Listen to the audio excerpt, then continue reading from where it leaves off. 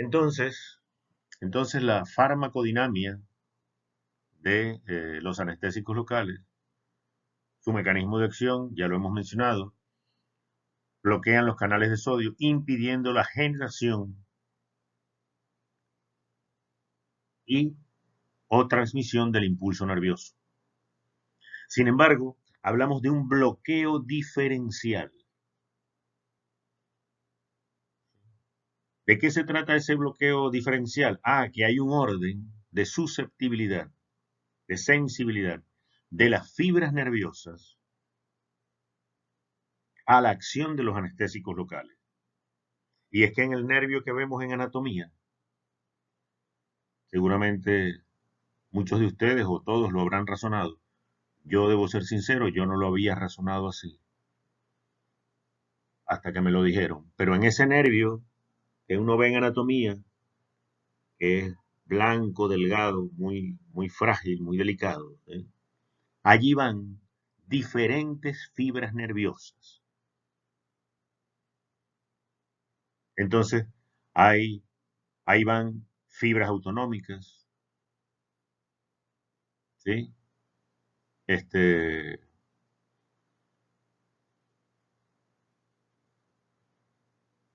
parasimpático y simpático, fibras autonómicas. Fibras que permiten percibir sensaciones térmicas, de tacto, de dolor, ¿sí? Fibras que permiten percibir presión, fibras motoras para que el músculo pueda moverse, fibras motoras, fibras propioceptivas que permiten la propiocepción, es decir, si alguien no lo sabe, la propiocepción es la facultad de saber sin mirar, por ejemplo, en qué posición tengo colocadas las piernas. ¿Sí? Entonces, sin verlo. Por eso una persona que está, tiene una lesión nerviosa, tiene un efecto anestésico local, ¿sí? Le ponen una pierna en determinada posición y no sabe cómo está dispuesto su cuerpo, ¿sí? Porque se pierde el bloqueo, perdón, la percepción propioceptiva, ¿sí? Entonces existe un bloqueo diferencial. ¿Y cuáles son ese orden de sensibilidad sucesiva? Ah, se bloquean fibras autonómicas, primero, fibras autonómicas. Después, fibras nerviosas que permiten la percepción de cambios de temperatura, de tacto, de sensaciones dolorosas, presión, sensibilidad, por ejemplo, a inflamación. Hay después un bloqueo propioceptivo y finalmente se bloquean fibras motoras. Es decir, que el anestésico local puede limitar la percepción de sensaciones dolorosas, pero también puede afectar la movilidad de partes del cuerpo. Y todos hemos seguramente sentido a veces cuando el tratamiento de una pieza dental nos colocan un anestésico local y entonces la lengua pesada, no podemos hablar bien, ¿sí? Se nos enreda la lengua porque hay un bloqueo motor. Además del bloqueo de la percepción dolorosa, también hay un bloqueo motor, ¿sí? Pero entonces hay una diferente susceptibilidad de esas fibras a la acción del anestésico local. Entonces, farmacodinamia de los anestésicos locales. Bueno, este cuadro para mencionar que hay muchos anestésicos locales. Hay muchos anestésicos locales. Mepidicaína, etidocaína, lidocaína, procaína. Vamos a tomar como base de referencia la procaína y la lidocaína. Es bueno decir que los anestésicos locales, la procaína, que fue de los primeros, se relacionan, se derivan de la estructura de la cocaína. La cocaína tiene un efecto anestésico local. Y ya vamos a ver algunas, algunas características de la cocaína en sus acciones farmacológicas, además de que sabemos que es eh, una, una droga dura, una droga de abuso, ¿sí? Pero que pues están relacionados, porque de allí se originan químicamente con los anestésicos locales, principalmente con los de tipo éster, como la procaína. Entonces hay varios anestésicos locales, pero vamos a quedarnos con dos, no nos vamos a aprender más. Procaína y lidocaína. ¿Sí?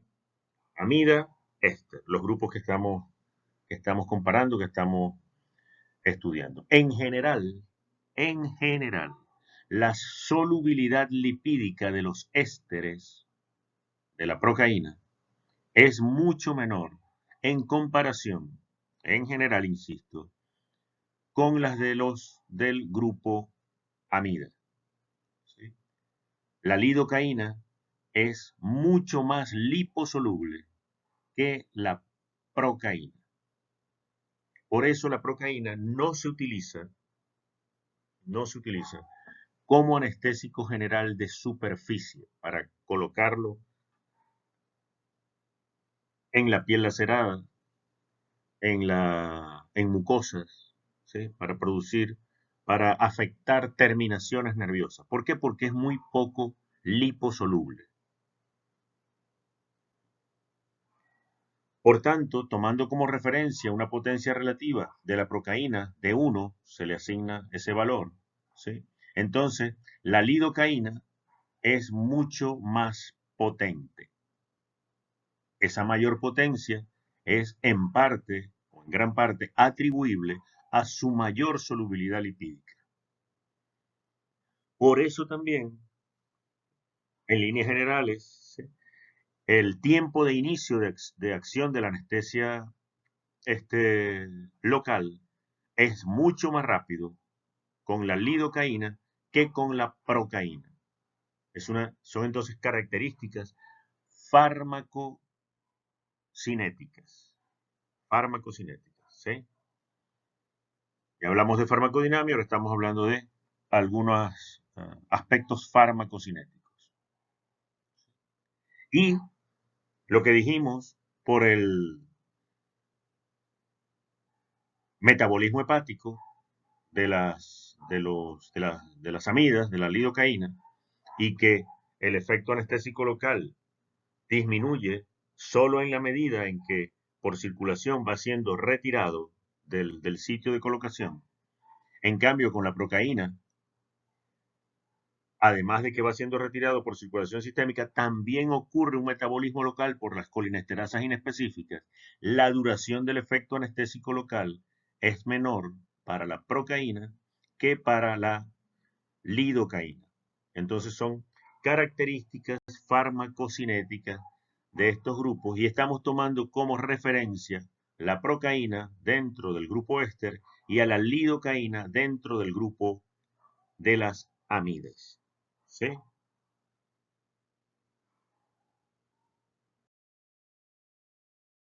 Sin embargo, en términos farmacocinéticos, y continuamos aquí con los aspectos farmacocinéticos de los anestésicos locales, razonándolos un poco. Al comparar ésteres con amidas, A1 es muy poco liposoluble, el inicio es más lento en comparación con los más liposolubles, como las amidas, ¿sí? Unos son metabolizados localmente por coniesterasas específicas y hace que el efecto pase más rápido, ¿sí? Pero si comparamos dentro de las amidas, el hecho de que la liposolubilidad favorezca el inicio del efecto, también es una limitante en la duración del efecto. Entonces, por eso es que decimos acá que mientras más rápida sea la absorción, menor será el tiempo de acción del anestésico local. Y como pasa más rápido a circulación sistémica, si es mucha la cantidad que estamos colocando, ¿sí? Entonces mayor será el riesgo de toxicidad sistémica. Por esa razón es que a soluciones anestésicas locales se añaden vasoconstrictores como la adrenalina. ¿Para qué? Como se limita la circulación, entonces se disminuye la absorción del anestésico desde el sitio de administración y con ello se disminuye la posibilidad de toxicidad sistémica.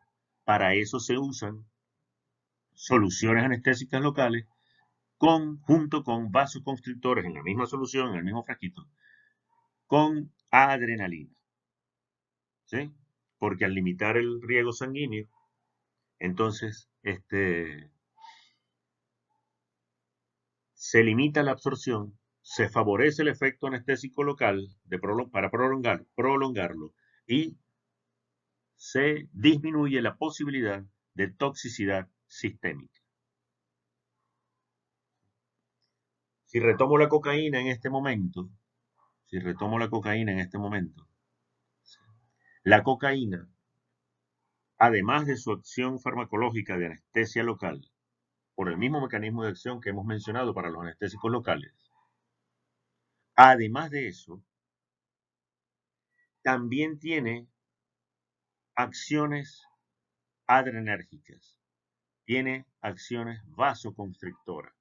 Por eso es que los adictos a la utilización de cocaína vía nasal por aspiración del polvito para la drogadicción, para consumir la droga, ¿sí? Y obtener los efectos que buscan, la continua exposición a ese polvito a través de la nariz, entonces produce necrosis en el tabique nasal. Termina produciendo necrosis en el tabique nasal por la vasoconstricción. Y es una limitante también el uso de vasoconstrictores como la adrenalina por tiempos relativamente prolongados para aumentar el efecto anestésico local en determinadas zonas del cuerpo, porque se puede producir una limitación tal del flujo sanguíneo que se produzca algún grado de necrosis isquémica en el tejido que se está tratando. Entonces, son todas cosas que debemos ir razonando, ¿sí? Podemos estar utilizando el anestésico local con vasoconstrictor. Pero recordemos que, atención, no debemos abusar. Debemos ir evaluando el paciente y su respuesta, la, las características tisulares de donde estamos colocando esa mezcla de fármacos, porque ya sabemos que pudiéramos originar necrosis, ¿sí? Entonces, por eso coloco el ejemplo de la cocaína, porque las repetidas exposiciones en la gente que la consumen, una de las características es que produce necrosis del tabique nasal. Entonces, para recordar que, y relacionarlo con esto de la adrenalina y los anestésicos locales, y recordar que desde allá de donde vienen los anestésicos locales de la cocaína tiene efectos adrenérgicos. Por eso es una droga estimulante. La distribución de los anestésicos locales en el sitio de inyección depende del volumen inyectado. ¿Sí? Ya vamos a ver cuando hablemos de las formas de administración de los anestésicos locales y de la resistencia del tejido a la expansión de la solución. Por eso en algún momento se añadió a la solución anestésica local hialuronidasa, una enzima que rompe las uniones intercelulares y favorece la dispersión para su absorción de la solución anestésica. Sin embargo, dejó de utilizarse porque se favorecía el riesgo de toxicidad sistémica. Entonces esta práctica fue, digámoslo así, pasajera.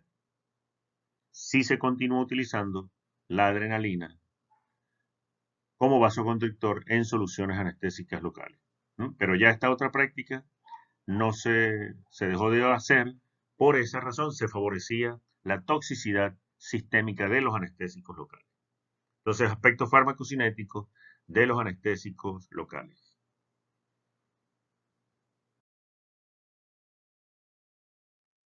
Bueno, entonces vamos a mencionar ahora las formas de administración de los anestésicos locales. ¿Sí? Formas de administración de los anestésicos locales. Y vamos a comparar la procaína con la lidocaína. Seguimos con esa comparación. Para anestesia tópica, ¿sí? Sobre mucosas, en piel lacerada. ¿Sí? La procaína no. Ya lo sabemos por su poca liposolubilidad. Mientras que la lidocaína sí.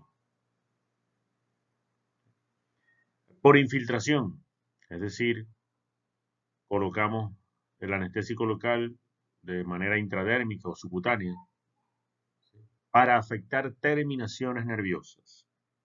Terminaciones nerviosas. Usualmente se hace como cuando se infiltra una vía venosa, se produce un aumento de volumen por la acumulación de la solución y se le hace ligera presión con los dedos para esparcir lo más que se pueda esa solución anestésica en la, la mayor parte de terminaciones nerviosas de la zona, ¿no? Donde se está colocando el anestésico.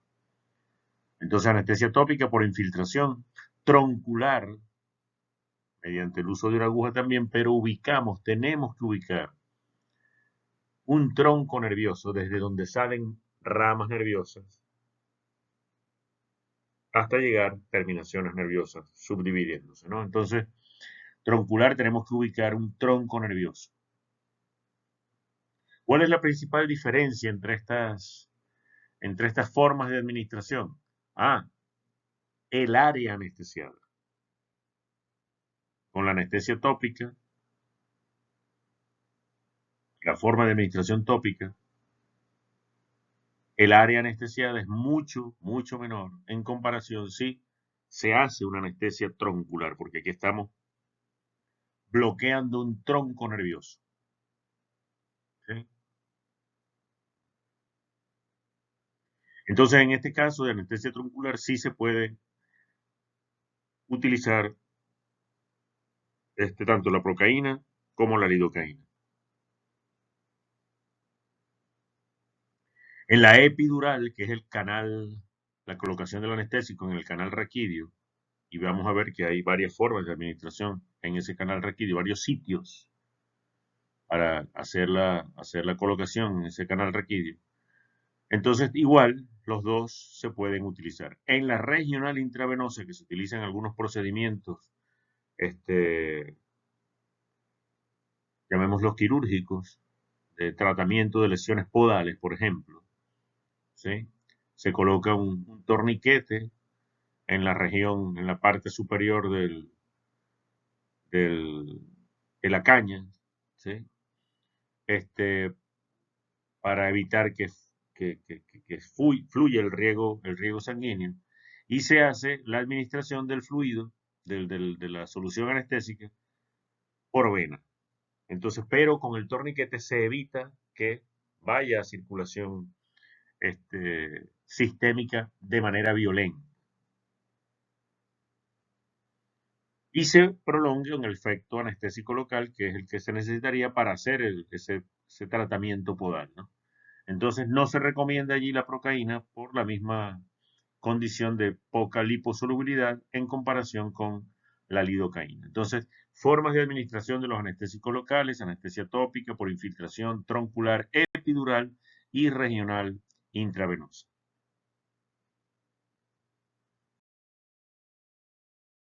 Bueno, y hemos hablado de la posibilidad de que el anestésico local vaya a esta circulación sistémica y en una concentración, en una cantidad suficiente como para producir toxicidad. Pero ¿cuál es ese cuadro tóxico de los anestésicos locales? ¿Sí? Debe tenerse cuidado de no inyectarlo directamente en un vaso sanguíneo, porque de alcanzar el sistema nervioso central, produce estimulación del sistema nervioso central que puede traducirse en convulsión. Entonces, uno de los principales efectos tóxicos de los anestésicos locales es que si alcanzan circulación sistémica y llegan hasta el sistema nervioso central en una concentración, en una dosis suficiente, pueden llegar a producir convulsiones porque son estimulantes del sistema nervioso central. Entonces, toxicidad de los anestésicos locales. La otra, muy importante también, que si se administran en el canal raquídeo, el volumen administrado debe ser limitado. Generalmente se limita a 12 a 15 ml, ya que por la posición horizontal del animal, y lo vamos a ver del paciente en unas ilustraciones más adelante, ¿sí? Entonces puede provocarse caída del animal o peor, parálisis de los músculos respiratorios, porque ya sabemos, lo vimos al principio, que no solamente se produce el bloqueo de fibras responsables de la transmisión de impulsos de sensaciones dolorosas, sino que se bloquean también fibras motoras. Si se trata de una vaca, ya sabemos por qué no puede estar caída mucho tiempo. ¿Sí? El peso limita la circulación y se puede comprometer la viabilidad, digamos así, del tejido muscular, del tejido de piel, etc. ¿Sí? Por la poca irrigación, porque el mismo peso lleva a eso. ¿Sí? Que sucede a uno, ¿no? Mucho tiempo sucede en las escaras, paciente en cama, mucho tiempo, entonces tiene un colchón especial que se infla para evitar, porque se limita la circulación en determinadas zonas. Eso sucede, lo mismo, pero en mayor magnitud por el mayor peso del paciente. En el caso de nosotros los veterinarios. Por eso es que una vaca no puede estar caída durante mucho tiempo. Es muy importante recordar eso, uno no lo razona muchas veces. Y parece una tontería, pero es bueno razonarlo y a veces es bueno que a uno se lo digan también, para tenerlo presente. Bueno, entonces, puede provocarse caída del animal o peor, parálisis de los músculos respiratorios, con una asfixia mecánica. No hay parálisis del centro respiratorio, como ocurre con los anestésicos generales. Hay una asfixia mecánica. ¿Sí? Porque el centro respiratorio sigue funcionando, pero hay una imposibilidad de contracción de la musculatura estriada responsable de los movimientos respiratorios. Toxicidad de los anestésicos locales. Este cuadro que pone varios anestésicos locales, ¿sí? Yo me sigo limitando para términos este, académicos, docentes, a la procaína y a la lidocaína. Hay muchos anestésicos locales. Quizás la bupivacaína es uno de los más utilizados también actualmente, ¿sí? Pero con la procaína y la lidocaína como sustancias de referencia, ¿sí? Este cuadro demostrar, quiere mostrar cómo la dosis del anestésico local puede ser aumentada cuando se utilizan asociaciones con adrenalina.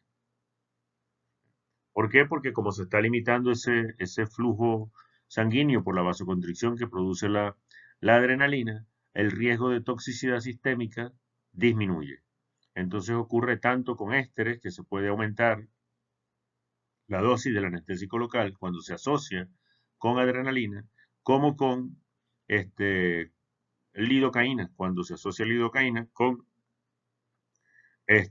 soluciones que contienen adrenalina para eh, aumentar el efecto anestésico local y disminuir la posibilidad o riesgo de toxicidad sistémica. Entonces, este cuadro para mostrar esa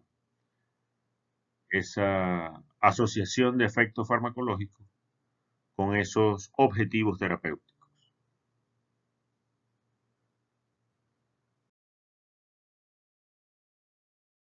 Bueno, entonces, formas de administración de los anestésicos locales, y vamos a mencionar aquí con imágenes, algunas imágenes, esas formas de administración y algunos de los usos terapéuticos.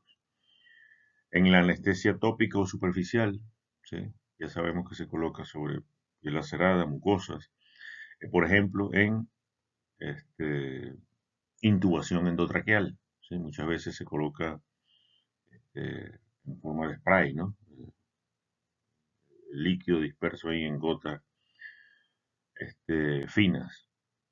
Y sabemos también entonces que para esta forma de administración debemos utilizar eh, anestésicos locales que tengan una buena liposolubilidad. Ya sabemos que la procaína no es utilizada como anestésico local de uso tópico. No se utiliza por su poca liposolubilidad. Este, También otro ejemplo en el saco conjuntival, ¿sí? para, para algún procedimiento quirúrgico menor, una extracción de cuerpo extraño, por ejemplo, ¿sí? Y vale mencionar acá que cuando, en un momento ya muy lejano, y que todavía había un poquito de esa cocaína en el laboratorio de farmacología y toxicología de la Facultad de Ciencias Veterinarias de la Universidad de Zulia, y se utilizaba con, con fines de investigación o docentes. Entonces, se colocaba en un conejo, por ejemplo, ¿sí? En el saco conjuntival, de un lado un anestésico local y de un lado una o dos gotas de una solución de cocaína y del otro una solución de anestésico local. Entonces, la cocaína, de donde provienen los anestésicos locales, ¿sí?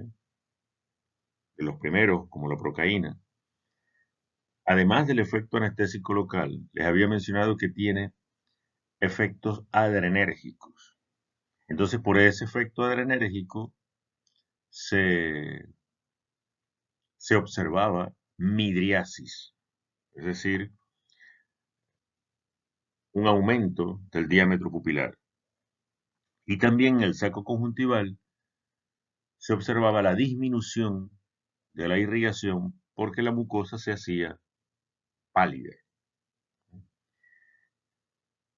Esos efectos de midriasis y de palidez de la mucosa no se observan con los anestésicos locales. Con los anestésicos locales observamos solo la pérdida del reflejo corneal. La pérdida del reflejo corneal. ¿Qué es el reflejo corneal? Con el ojo así,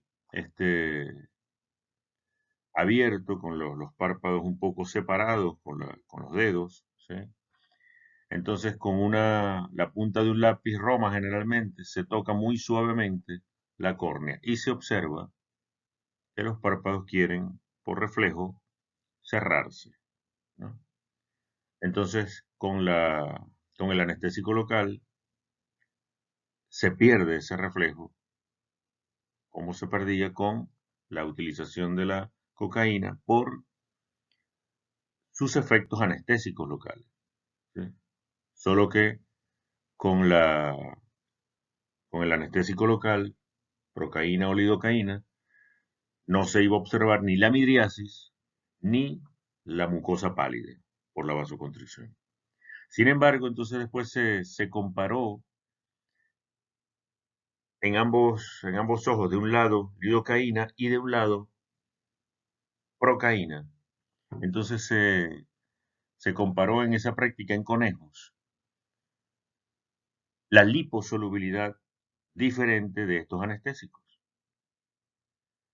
Entonces al que se le colocaba procaína, el reflejo corneal, así como se los he descrito, como se medía, ¿sí?, desaparecía en un tiempo más prolongado, mientras que del lado donde se colocaba lidocaína, mucho más liposoluble, ese reflejo corneal desaparecía más rápidamente.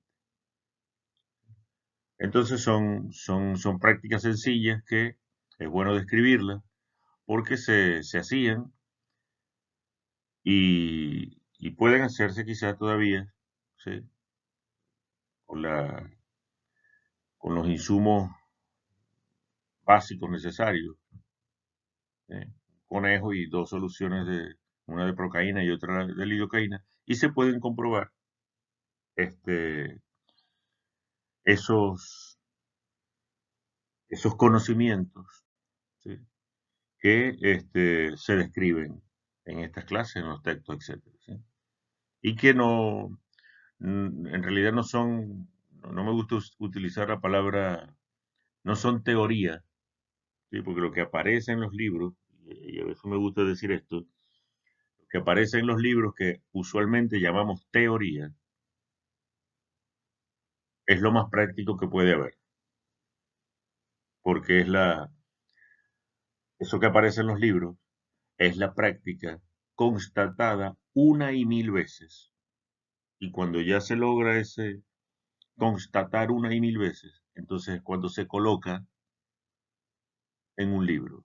Es lo que se está seguro o más seguro que puede suceder, ¿sí? Me gusta siempre aclarar eso porque tenemos muchas veces como estudiantes el mal concepto de que no, esto es teoría y esto es práctica. No, no vamos a estar, no vamos a estar descubriendo lo que ya se ha descubierto este, muchísimos años atrás, ¿sí? Entonces, lo que está en los libros es ya la práctica constatada y reconstatada miles de veces. Y por eso ya aparece en los libros. Y por eso es que hay que estudiar. Si no, no tuviera sentido estudiar. Entonces, dos tipos perdón, dos usos terapéuticos y una forma de administración de los anestésicos locales que sirvió para describir esa experiencia práctica, llamémoslo así.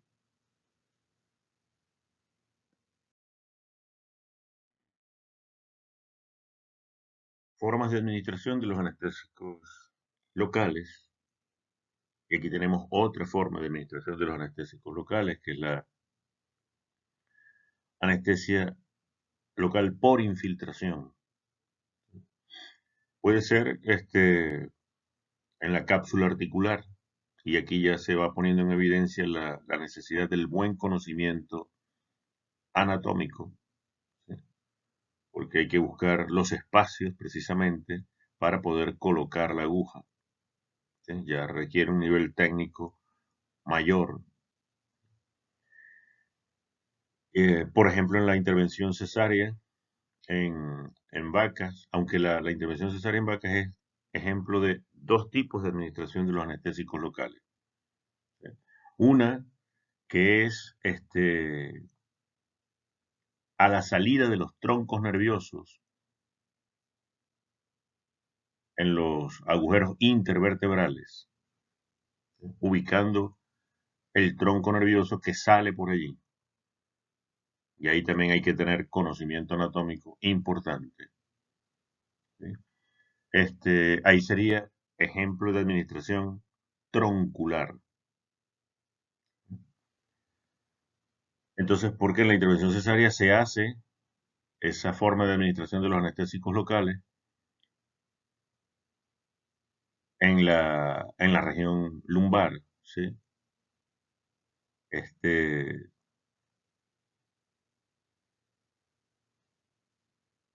Se coloca el anestésico local ubicando el tronco nervioso para obtener un área anestesiada mucho mayor. ¿Sí? Y también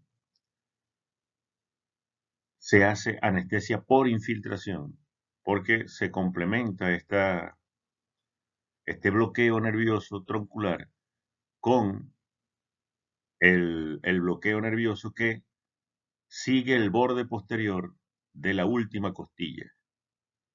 Sigue el borde posterior de la última costilla por infiltración. Entonces allí se va colocando de manera subcutánea, ¿sí? Y se va haciendo presión para que el, el anestésico se disperse en el mayor tejido posible, ¿no? Y alcance la mayor cantidad de terminaciones nerviosas este, para ser bloqueada con esa forma de administración. Por eso, la anestesia local que se hace para intervención cesárea en el bovino se le llama en forma de L invertida. L invertida, ¿sí? Con dos formas de administración, la troncular y la que sigue el borde posterior de la última costilla, ¿sí? Que es por infiltración, acá troncular, aquí por infiltración. Entonces, formas de administración de los anestésicos locales y algunos de sus usos terapéuticos. En el caso de la intraarticular, si hay alguna lesión por la cual el paciente está, por ejemplo, claudicando, ¿sí? Entonces, como método de diagnóstico, se puede administrar anestésico local y si la claudicación disminuye, entonces se, se presume que pudiese estar la lesión a este nivel articular, ¿sí? Son usos terapéuticos.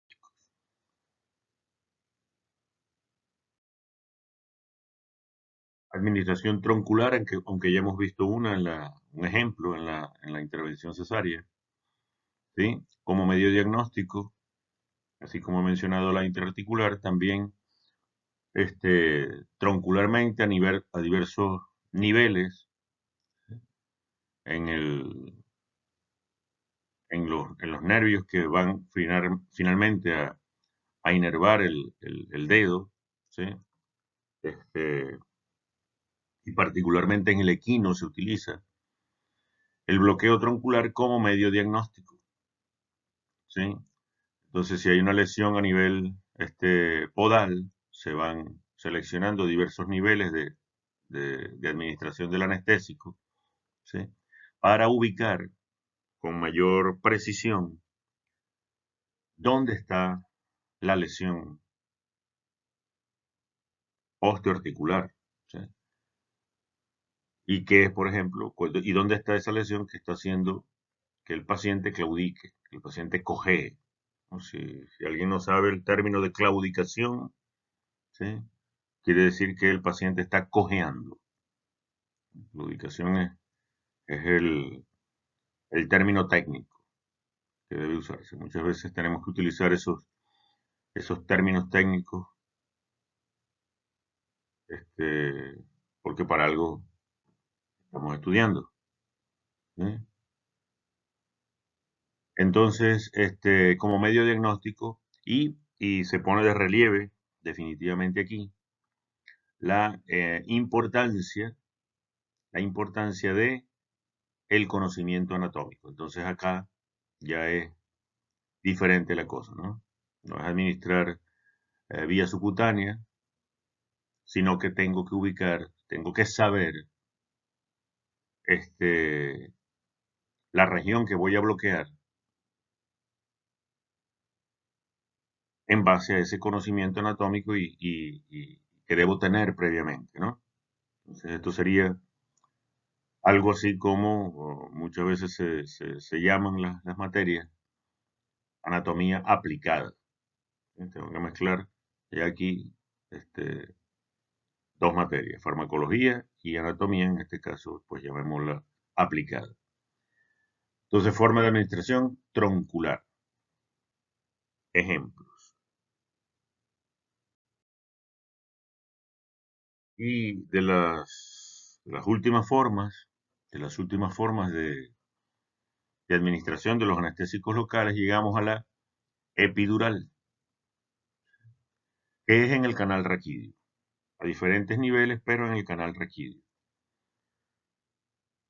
Y así como hemos visto que la de por infiltración o la tópica, la superficie anestesiada es mucho menor que si la comparamos con la administración troncular.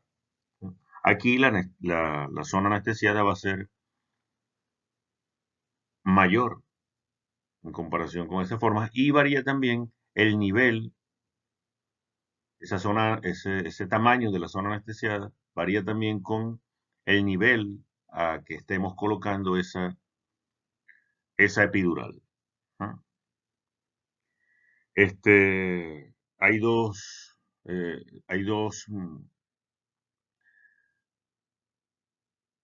formas de denominar esta anestesia epidural. ¿Sí? Cuando se coloca entre la última lumbar y el sacro, muchos la llaman epidural alta o lumbosacra. Mientras que cuando se coloca entre el sacro y la primera coxigia, algunos llaman a esa epidural alta y cuando es entre la primera y la segunda coxigia, la llaman epidural baja. Entonces, esas contradicciones que a veces se encuentran en la literatura y que muchas veces no tienen gran importancia, ¿sí? Simplemente saber que existen esas contradicciones y que se nombran de diferente forma. Entonces, muchos llaman a la que se coloca en el canal raquídeo y se introduce la aguja, y se debe tener la percepción de que se siente como un vacío cuando se entra allí este, en el canal raquídeo, ¿sí? Se siente como un vacío suave, entonces hay que tener ya la experiencia de hacer la anestesia, de colocar la aguja allí para administración del anestésico, ¿no? Muchas veces se introduce la aguja sola, por supuesto, y se coloca un poquito en la propia aguja, se coloca un poquito de anestésico y si se ve que se vacía solo, entonces ya estoy ahí en el canal raquídeo. Y no se vacía, hay resistencia, hay presión allí, hay algo que no deja salir el líquido, no estoy en el canal raquídeo todavía. Entonces, siempre hay que hacer esa, esa constatación previa de que se está en el canal raquídeo de esa forma. ¿No? Tengo por ahí algún video, no se ve muy bien, pero lo paso posteriormente, ¿sí? Posteriormente a la clase. Entonces, epidural alta, epidural baja, ¿ya? Lumbosacra, algunos llaman a estas dos, epidural baja y a esta epidural alta. No importa, sabemos que son en el canal raquídeo y que buscan diferentes áreas de efecto anestésico local, ¿sí? Por supuesto, con la lumbosacra es mucho mayor el área anestesiada en comparación, por ejemplo, con la epidural baja. Sí, yo prefiero llamarla lumbosacra, epidural alta entre sacro y primera coxigia y epidural baja entre primera y segunda coxigia. Esa es la nomenclatura que yo utilizo. ¿Eh? Importante sí es recordar acá el otro de los efectos potencialmente adversos de administración de los anestésicos locales. ¿Sí? Uno dijimos vía endovenosa, sí, endovenosa en el torrente circulatorio directamente. ¿Sí? Este, la posibilidad de producir convulsiones, porque son sustancias que producen hiperexcitabilidad del sistema nervioso central. Pero acá, y por eso el volumen tiene que ser de 12 hasta 15 ml, no pasar de allí, ¿sí? Es la posibilidad de producir una asfixia mecánica por parálisis de las fibras motoras.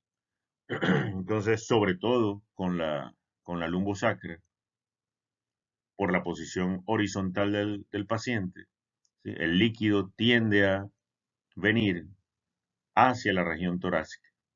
Entonces, no debe ser mucho porque se inunda el canal raquídeo, se viene para acá, se bloquean fibras motoras y comprometemos la función respiratoria de los músculos intercostales.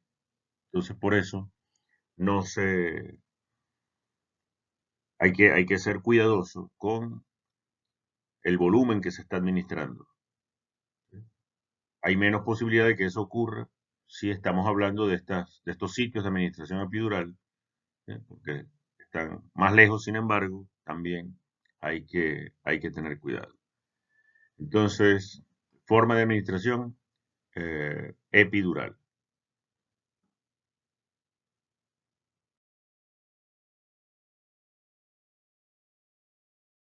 Y bien, llegamos entonces a esta parte de la farmacología del sistema nervioso periférico, donde vamos a hablar de los relajantes neuromusculares,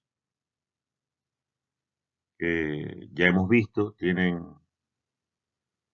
utilidad en algunos procedimientos quirúrgicos como parte de esos protocolos anestésicos de anestesia equilibrada que hemos visto anteriormente.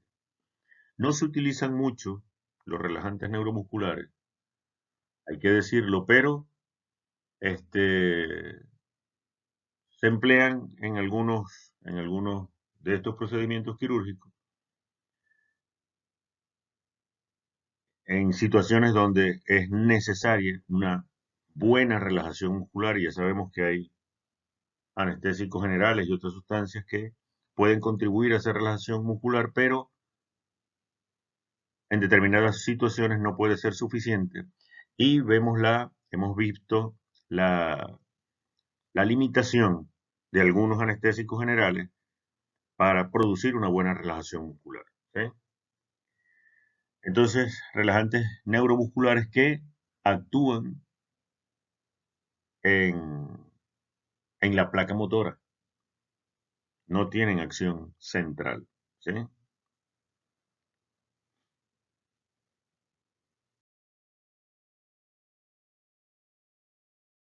Muy, muy, muy importante siempre las definiciones de los conceptos y que hay que aprendérselos, ¿sí?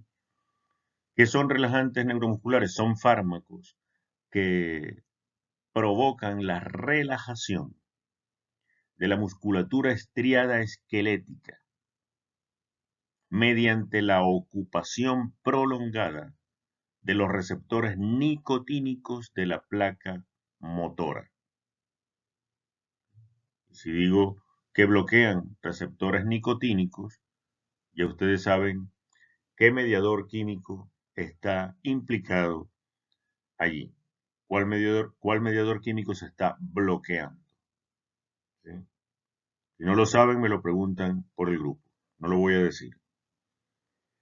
Entonces, se produce la relajación de la musculatura estriada esquelética.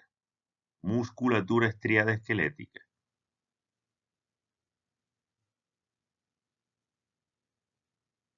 Mediante la ocupación prolongada de los receptores nicotínicos de la placa motora. Atención acá. No son anestésicos generales.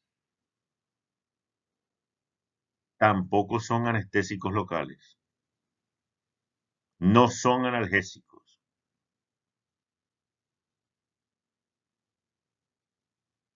Si se coloca un anestésico local y se hace, como en realidad se hace, se pincha con una aguja, por ejemplo, muy suavemente, para ver si ya hay efecto anestésico por la pérdida del reflejo, pérdida de la percepción de sensaciones dolorosas. En ese caso, el paciente no responde porque no está sintiendo. En este caso, si se coloca el relajante neuromuscular, que por cierto no se hace de forma local, se hace por vía endovenosa.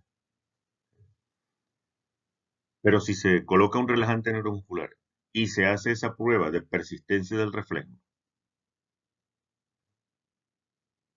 el paciente no responde retirando el miembro, la pata, no porque no está sintiendo,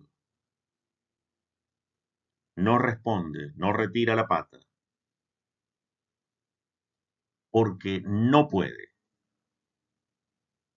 Entonces es una diferencia muy importante. Por eso, hoy la pauta médica es no usarlos si el paciente está consciente. Y siempre menciono que hay un libro de cirugía y siempre digo lo mismo porque no me acuerdo el nombre del autor, pero sé que había varios ejemplares en la biblioteca y yo tengo uno. ¿Sí?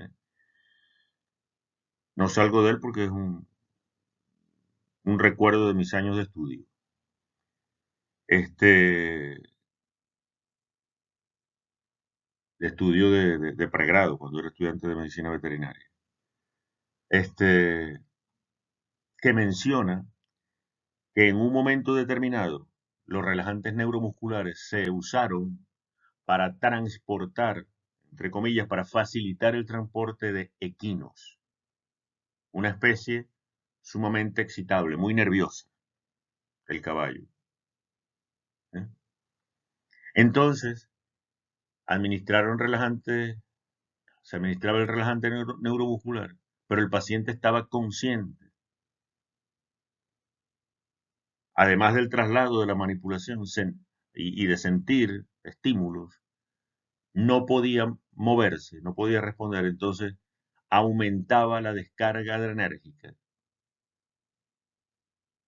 y se producían infartos en la especie equina. Eso describe ese libro. ¿Sí? Por eso, entre otras razones, puede nombrarse eso como antecedente. Que hoy, entonces, la pauta médica en todas las especies es que no se utilicen si el paciente está consciente. Entonces, es muy importante recordar que los relajantes neuromusculares no son anestésicos generales, no son anestésicos locales y no producen analgesia. Solamente producen la relajación muscular. Iba a decir otra cosa acá, se me fue la idea en la grabación. Vamos a ver si me acuerdo después.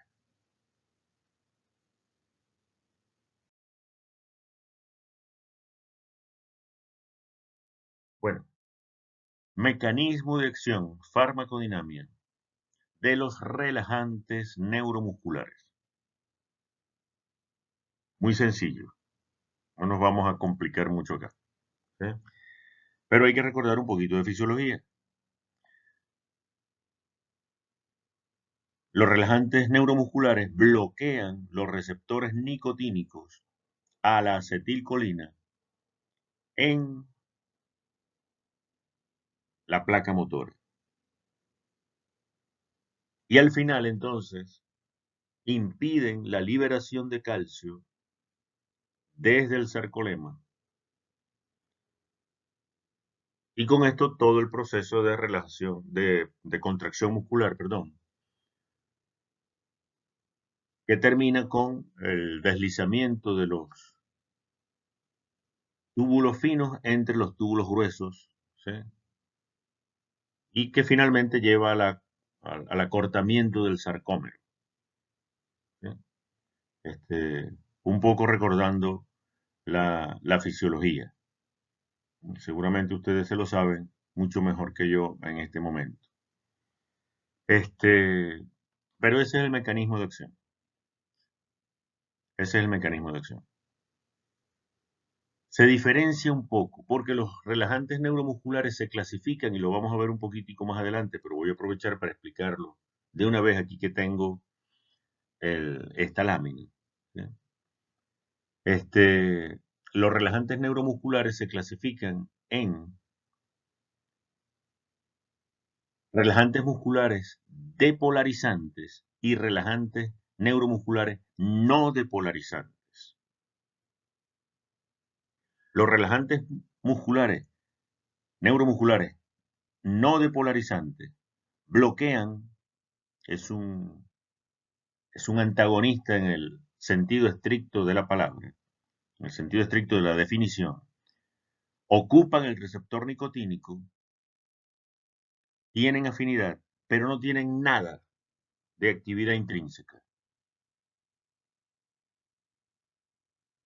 Entonces, una vez que llegan ahí, como no tienen nada de actividad intrínseca, de una vez se produce el bloqueo de la acetilcolina y hay la relajación muscular.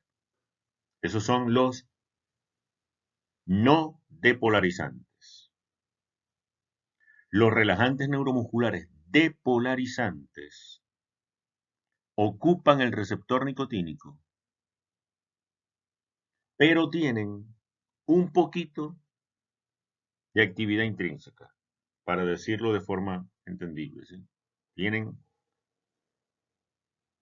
una actividad intrínseca muy baja. Entonces, en un estado inicial, producen contracciones leves, que cesan una vez que pasa ese primer estímulo, ¿sí? El calcio se recoge en la fisiología de la contracción muscular, se vuelve a recoger al sarcolema y ocurre la relajación. Y permanece relajado, ¿sí? Como si fuese un no depolarizante. Entonces la diferencia está en esa contracción inicial que se produce leve por la actividad intrínseca baja que tienen los relajantes neuromusculares depolarizantes. Entonces aprovecho esta lámina para describir el mecanismo de acción y para mencionar la diferencia en su mecanismo de acción de los relajantes neuromusculares depolarizantes de los no depolarizantes.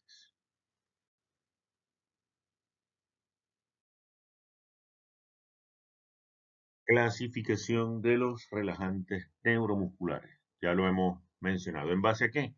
En base a su mecanismo de acción.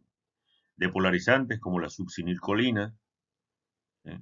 No depolarizantes como el bromuro de pancuronio y la tubocurarina. Hay varios representantes, como ven, menos que comparativamente con los anestésicos locales como grupo. Pero hay varios de estos que están acá, y de hecho son los que más se utilizan, el bromuro de pancuronio, y la tubocurarina. Entonces ya sabemos por qué se clasifican en depolarizantes y no depolarizantes, ¿vale? Y es lo que iba a decir por allá, que dije que se me había olvidado. Vale mencionar acá que hay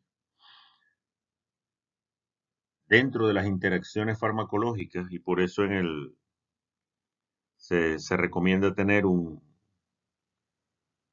arsenal terapéutico, ¿sí? Conocer bien los fármacos que se están utilizando, este, conocer las interacciones farmacológicas y no colocar como pauta general más de 6 fármacos al mismo tiempo. Es como una pauta médica para evitar potenciales interacciones farmacológicas. Pero aquí vale mencionar una interacción farmacológica entre un grupo de antibacterianos, los aminoglicósidos o aminoglucósidos, como la gentamicina, con los relajantes neuromusculares, tanto depolarizantes como no depolarizantes. Los aminoglucósidos producen bloqueo de los receptores nicotínicos en la placa motora y pueden potenciar la acción de los relajantes neuromusculares. Entonces es válido mencionar eso aquí porque los aminoglucósidos se utilizan bastante. Entonces un paciente que vaya a cirugía y al que se considera que hay que administrar un relajante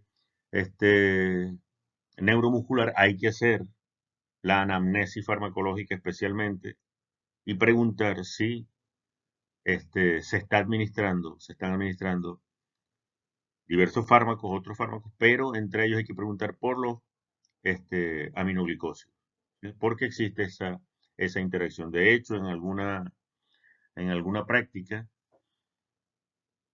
cuando ya había entrado la crisis en las universidades y no se conseguía muy fácilmente la tubocurarina o el bromuro de pancuronio que se utilizaban para hacer una práctica, yo llegué a utilizar eh, aminoglicósidos para producir el bloqueo neuromuscular, por supuesto, en una cantidad, en una dosis muchísimo mayor a la que se utiliza como antibacteriano, para hacer la demostración del bloqueo, en esa práctica, hacer la demostración del bloqueo este, neuromuscular. Pero servía para demostrar también que los aminoglicósidos pueden potenciar el efecto bloqueante neuromuscular de los relajantes neuromusculares.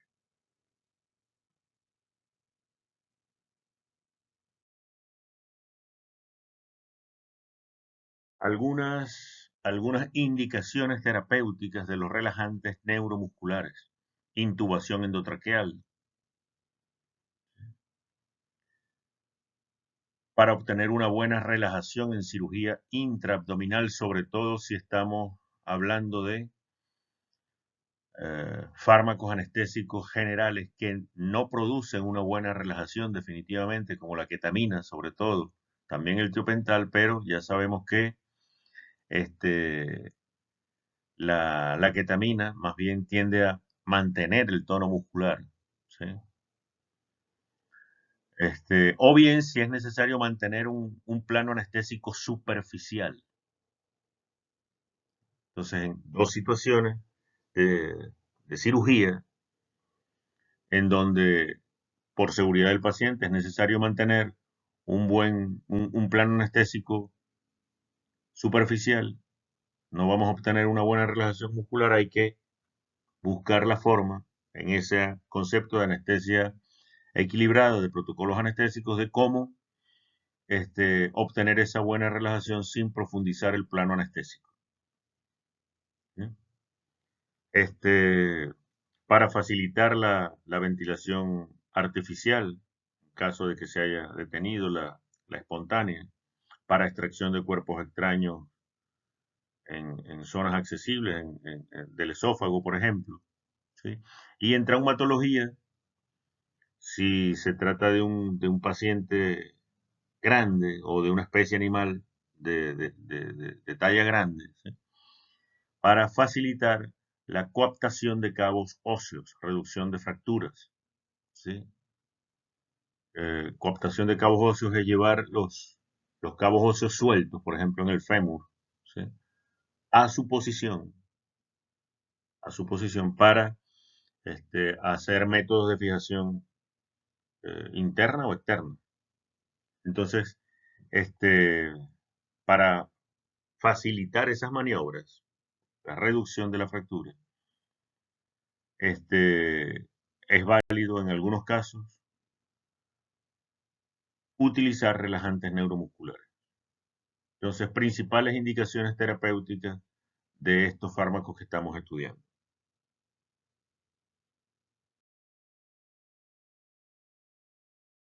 Bien, toxicidad de los relajantes neuromusculares. Ya sabemos que todo fármaco tienen sus efectos adversos, tienen su toxicidad, ¿no? Algunos más que otros, algunos con más efectos adversos que otros, unos con un margen terapéutico, un margen de seguridad más amplio, otros con un estrecho margen de seguridad. Y en estas clases de farmacología del sistema nervioso central, farmacología del sistema nervioso periférico, hemos estado viendo muchos fármacos que tienen un estrecho margen de seguridad. Los relajantes neuromusculares tienen un estrecho margen de seguridad. Se administran exclusivamente vía endovenosa. Y así como existe una susceptibilidad de las fibras nerviosas a la acción de los anestésicos locales, también existe una susceptibilidad de los grupos de musculatura estriada esquelética a la acción de los relajantes neuromusculares. Entonces, comenzamos a administrar el relajante neuromuscular y primero se paralizan, se relajan los músculos de la expresión facial, de movimiento más fino, en el perro también caudal, ¿no? Los músculos de la expresión facial.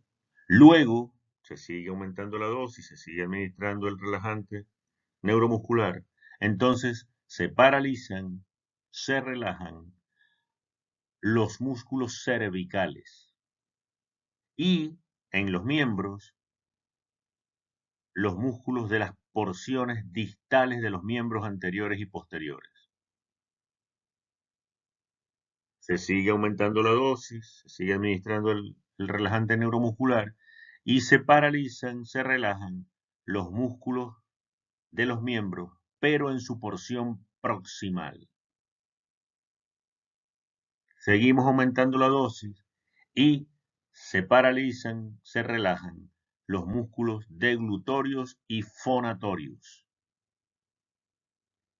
Luego le siguen los músculos abdominales, luego los intercostales y finalmente el diafragma. Entonces, el efecto adverso peligrosísimo,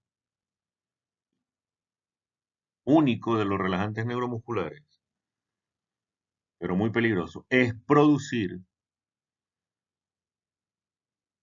una asfixia mecánica, que el paciente entonces requiera una respiración asistida porque por él mismo no es capaz de respirar.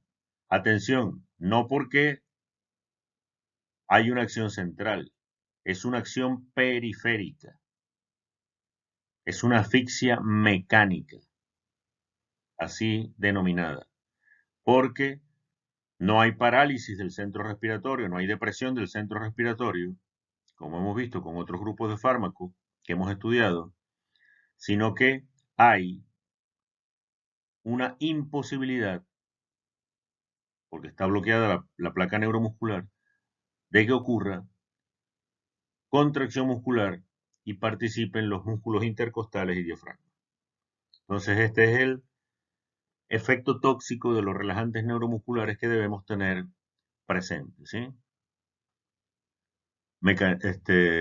Toxicidad de los relajantes neuromusculares y la susceptibilidad de los diferentes grupos musculares estriados esqueléticos a su acción.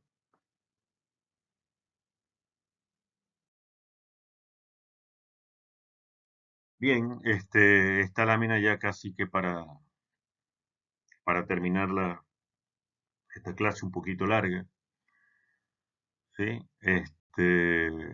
Presentar diversos relajantes neuromusculares, la duración de su efecto, la duración de su efecto, y el, el tiempo máximo de bloqueo el inicio del bloqueo con los diferentes representantes, ¿no? Varía el tiempo de inicio, ¿sí? Por factores principalmente farmacocinéticos, ¿sí? De liposolubilidad, distribución, llegada al sitio de acción, etcétera, y la duración del efecto ya donde eh, participan diversos procesos enzimáticos, incluidos los de la acción de colinesterasa y metabolismo este, hepático también, y por la redistribución que va ocurriendo, producto del riego sanguíneo, afinidad, etcétera.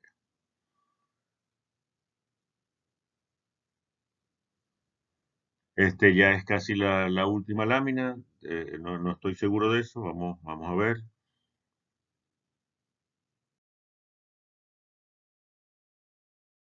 Exacto, era la última lámina. Muchísimas gracias por su atención. Espero que hayan quedado claras las mayorías de los conceptos, claro, la mayoría de los conceptos que hemos mencionado. Por favor, escuchen varias veces las clases, ¿sí?